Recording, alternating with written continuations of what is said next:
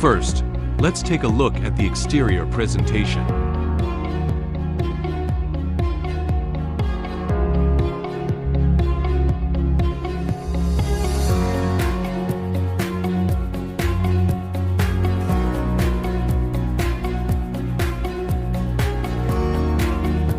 Next, let's do a hands-on demonstration.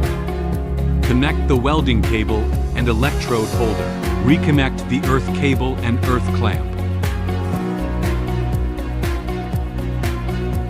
The LED display contains stick VRD, lift TIG, adjustable current size.